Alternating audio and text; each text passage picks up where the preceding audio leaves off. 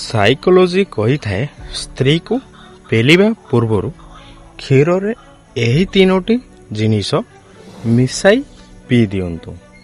ତାହା ହେଉଛି ପ୍ରଥମତଃ 1 ଗ୍ଲାସ ଉଷୁମ କ୍ଷୀର ନିଅନ୍ତୁ।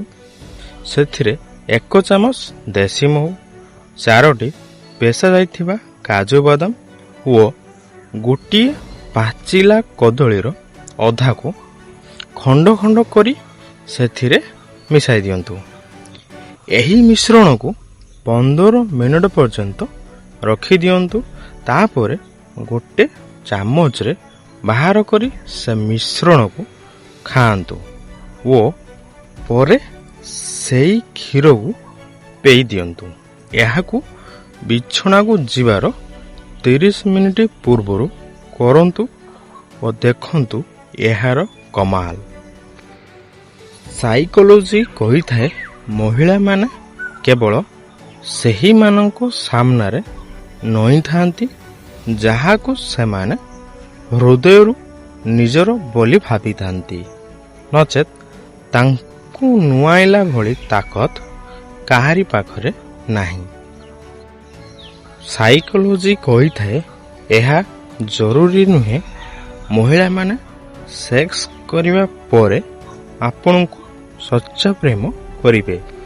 ସେ ଆପଣଙ୍କୁ ଧୋକା ବି ଦେଇପାରନ୍ତି। ସାଇକୋଲୋଜି କହିଥାଏ ଅଧିକାଂଶ ମହିଳା ଏମିତି ଜୀବନ ସାଥୀଟିଏ ଖୋଜିଥାନ୍ତି ଯେଉଁମାନେ ତାଙ୍କୁ ବୁଝିପାରିବେ ଓ ତାଙ୍କ କାମକୁ ଇଜ୍ଜତ ଦେଉଥିବେ।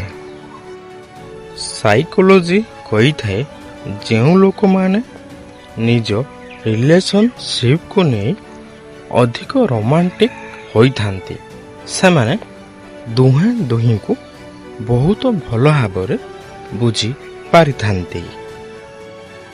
ସାଇକୋଲୋଜି କହିଥାଏ ଯେଉଁ ମହିଳା ଅନ୍ୟ ପୁରୁଷକୁ ଭଲ ପାଇଥାଏ ବା ଅନ୍ୟ ପୁରୁଷକୁ ଦେଖିଥାଏ ସେହି ମହିଳାର ଭଲ ପାଇବା କେବେ ବି ଧୋକା ଦେଇପାରେ।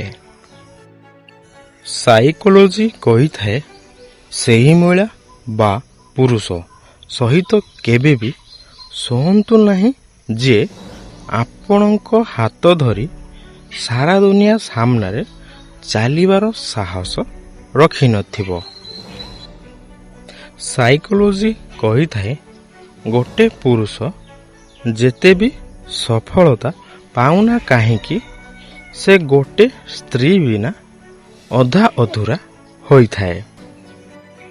ସାଇକୋଲୋଜି କହିଥାଏ ମହିଳାମାନେ ପୁରୁଷମାନଙ୍କ ତୁଳନାରେ ଅଧିକ ବୁଦ୍ଧିମାନ ହୋଇଥାନ୍ତି କାରଣ ସେ କମ୍ ଜାଣିଥାନ୍ତି ଓ କମ୍ ବୁଝିଥାନ୍ତି। ସାଇକୋଲୋଜି କହିଥାଏ ନାରୀ ଓ ଧନ ଏମାନେ କେବେ ବି ଧୋକା ଦେଇପାରନ୍ତି।